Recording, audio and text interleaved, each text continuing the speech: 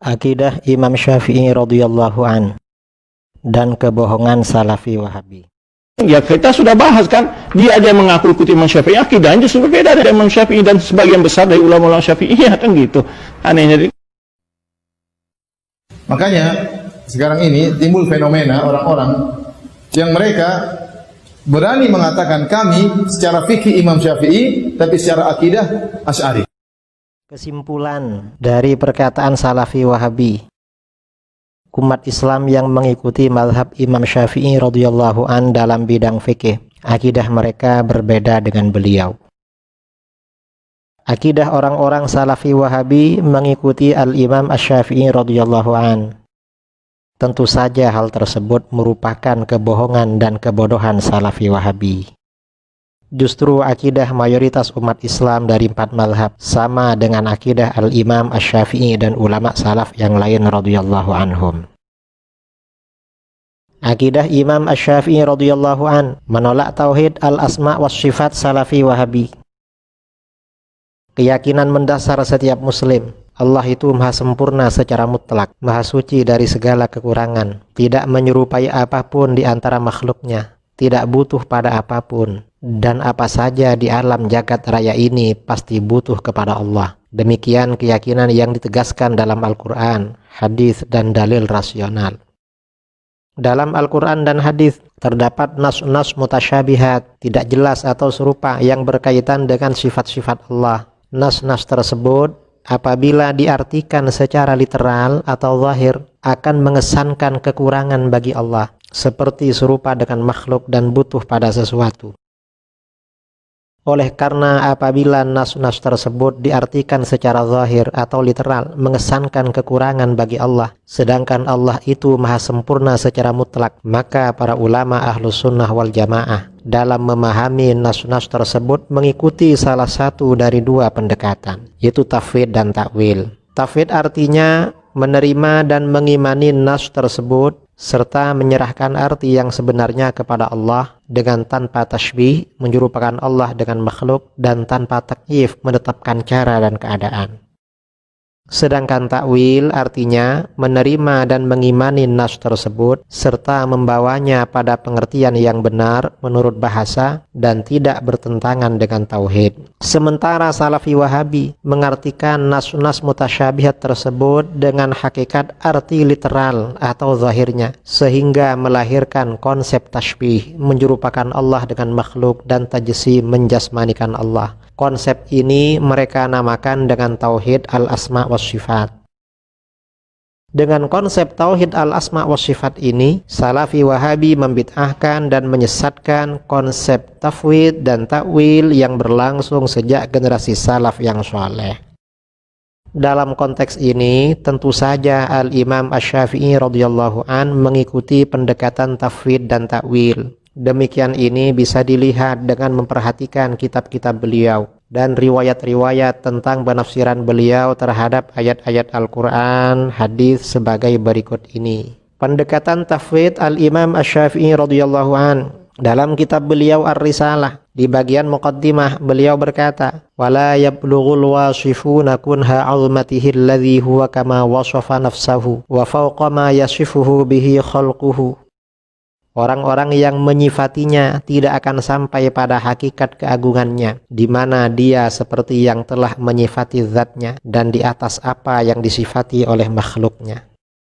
Maksudnya, siapapun tidak akan mampu mencapai hakikat keagungan Allah, dan Allah masih di atas apa yang disifatkan oleh makhluknya. Ini namanya penyerahan diri kepada Allah tentang hakikat dan sifat Allah yang sebenarnya.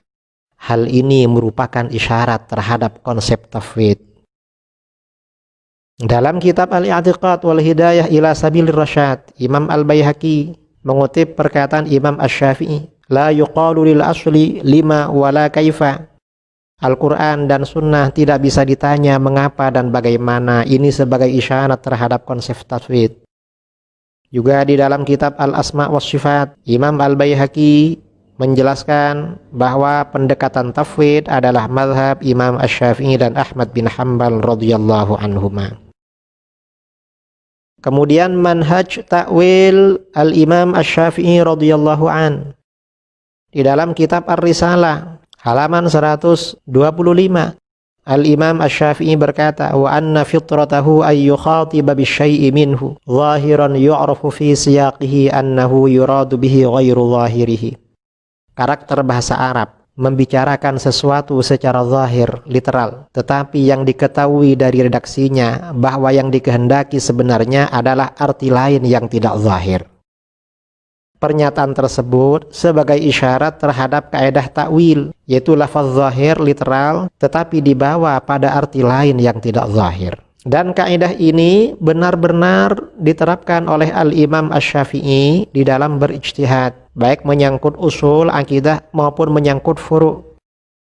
Dalam bidang usul yang berkaitan dengan usul atau akidah, misalnya dalam Ahkamul Qur'annya Imam Asy-Syafi'i yang dihimpun oleh Al-Imam Al-Baihaqi ketika menafsirkan Al-Baqarah ayat 115, wadillahil masyriq wal maghrib fa aynama tuwallu fathamma wajhullah. Hanya milik Allah arah timur dan barat, kemanapun kalian menghadap maka di sanalah adalah wajhullah. Imam Asy-Syafi'i menafsirkan yakni fathammal wajhul ladzi wajjahakumullahu ilaih. Wajhullah artinya adalah arah di mana Allah menghadapkan kalian ke sana, bukan wajah bagi Allah dalam arti anggota badan.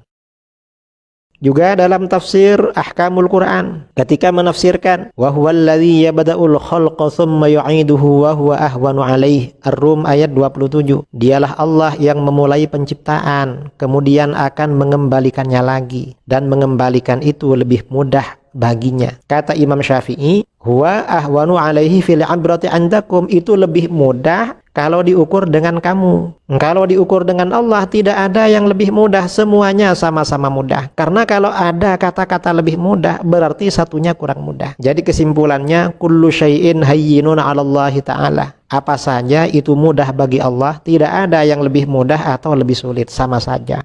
Ini takwil. Dalam kitab Al-Asma' was Sifat ketika menafsirkan wa ma ja'alnal qiblata allati kunta 'alaiha illa lina'lama man yattabi'ur rasul. Kami tidak menjadikan kiblat yang kamu menghadap kepadanya dahulu kecuali agar kami mengetahui siapa yang mengikuti Rasul. Imam Asy-Syafi'i melakukan takwil, maksudnya agar kami mengetahui bahwa kalian mengetahui siapa yang mengikuti Rasul. Karena pengetahuan Allah itu sama sebelum mereka mengikuti maupun setelah mereka mengikuti. Ini namanya takwil. Kemudian juga di dalam Al-Asma' was Sifat ketika menerangkan hadis qudsi, Allah Subhanahu wa taala berfirman, qala Allah taala la yaqul ibnu Adam ya khaybatad dahri fa inni anad dahru. Janganlah anak Adam sekali-kali berkata, alangkah gagalnya masa ini.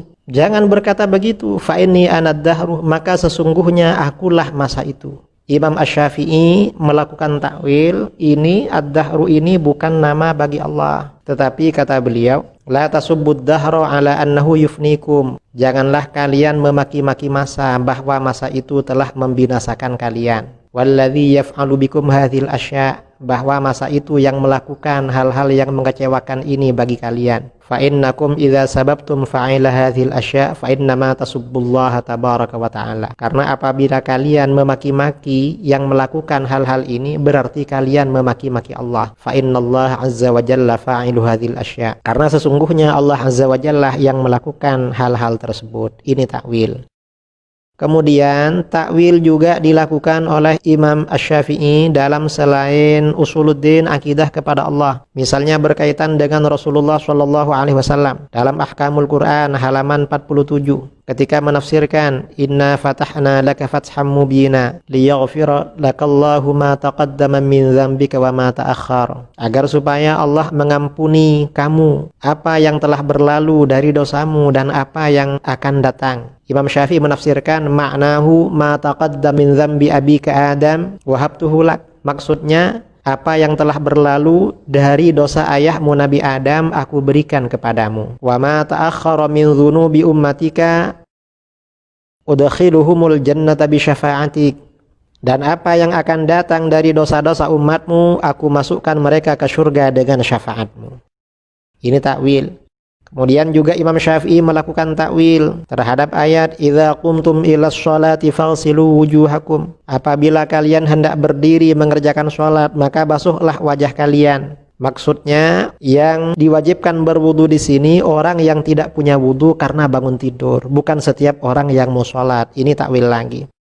Dalam kitab Imam Syafi'i juga melakukan takwil, innamal musyrikuna najasun. Sesungguhnya orang-orang yang musyrik itu najis. Tapi maksudnya kata beliau bukan najis secara fisik tetapi najis secara hukum karena mereka tidak pernah mandi besar dan berwudu. Ini takwil Imam Asy-Syafi'i.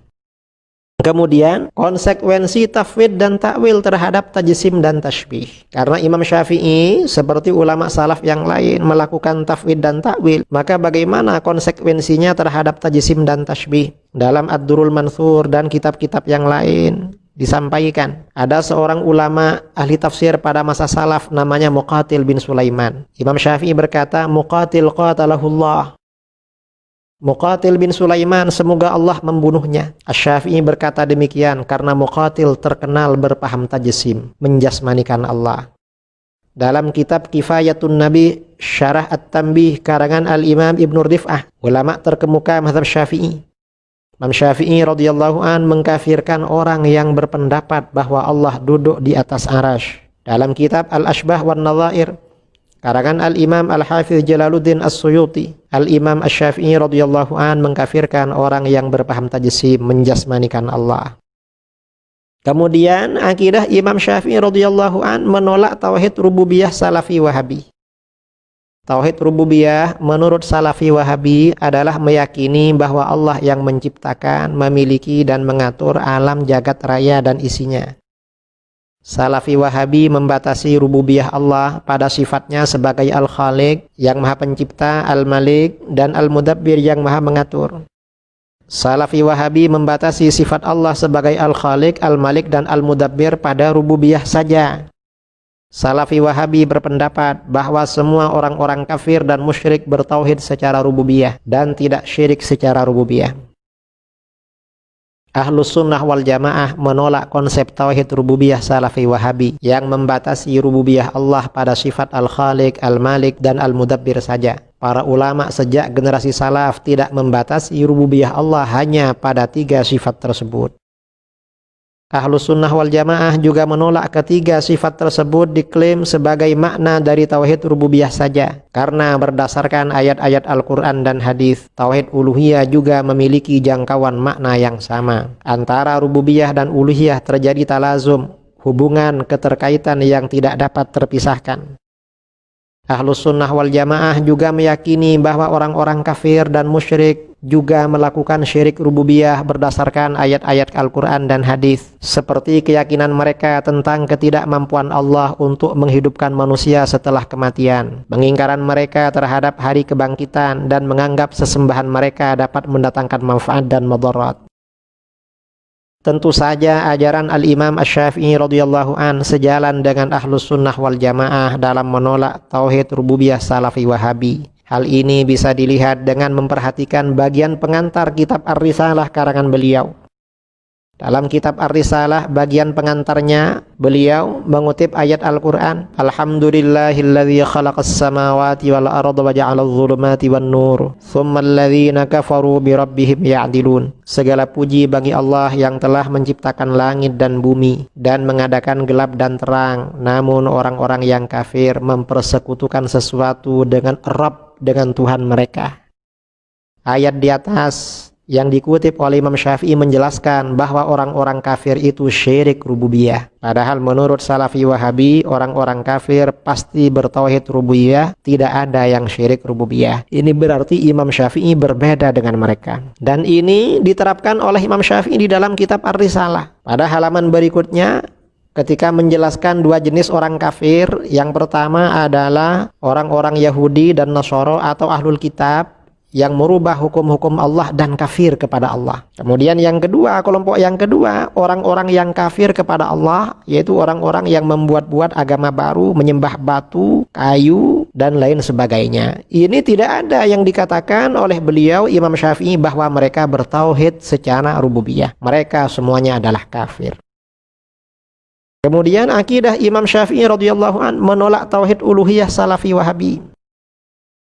Tauhid uluhiyah menurut Salafi Wahabi adalah mengesahkan Allah dengan beribadah hanya kepadanya, Menurut Salafi Wahabi, mengesahkan Allah dengan beribadah hanya kepadanya adalah makna khusus tauhid uluhiyah. Salafi Wahabi mengartikan praktek ibadah lebih luas daripada arti dan praktek ibadah yang terdapat dalam syariat Islam sejak generasi salaf yang soleh, sehingga mereka melarang praktek-praktek tawassul, istighatsah, dan tabarruk. Ahlus Sunnah wal Jamaah menolak klaim Wahabi bahwa pengesaan Allah dengan beribadah merupakan arti khusus tauhid uluhiyah, karena dalam Al-Quran dan Sunnah, tauhid rububiyah juga memiliki jangkauan arti yang sama. Ahlus Sunnah wal Jamaah juga menolak pemahaman Salafi Wahabi yang mengartikan ibadah lebih luas dari arti ibadah yang sebenarnya terdapat dalam syariat Islam, yang berakibat fatal mengkafirkan dan mensyirikkan praktek tawassul, istighatsah, dan tabarruk yang berlangsung sejak masa-masa generasi sahabat.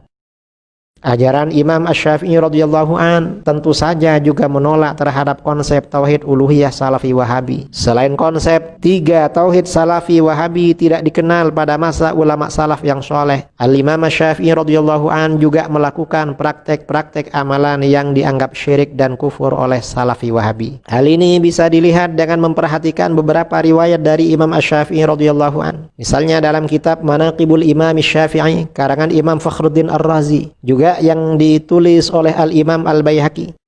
Al-Imam Asy-Syafi'i radhiyallahu an bertawassul dengan Ahlul Bait. Beliau berkata, "Alun nabiyyi dzari'ati wa humu ilaika wasilati arju bi an u'ta ghadan biyadil yamini sahifati." Keluarga Nabi adalah perantaraku, merekalah wasilahku kepadamu. Esok hari aku berharap pemberian catatan amalku melalui tangan kananku. Al-Imam Asy-Syafi'i radhiyallahu an bertabarruk dengan orang soleh.